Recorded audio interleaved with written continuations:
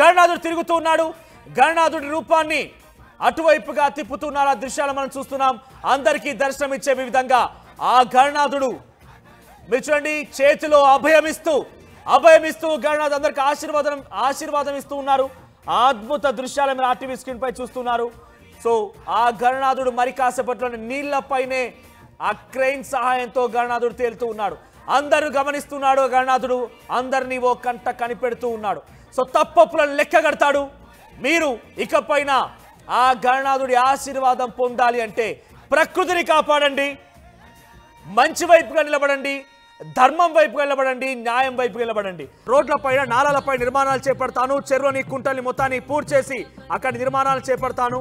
ఎక్కడ పడితే అక్కడ ఓపెన్ స్మోకింగ్ చేస్తాను. ఇష్టం వచ్చినట్టుగా ప్రవర్తిస్తాను. నా ఇష్టం వచ్చినట్టుగా విర్రవీగుతానని చెప్పి మీరు కనుక ప్రవర్తిస్తే మీ కోరిక నెరవేరదు. మీరు నన్ను తిట్టినా పర్వాలేదు, మీరు నన్ను దూషించినా పర్వాలేదు, నన్ను కొంత ఇబ్బంది పెట్టినా పర్వాలేదు, మనోజ్ ఇలా ఎందుకు మాట్లాడుతా అనుకున్నా పర్వాలేదు. బట్ చాలామంది ఇతిహాసాలు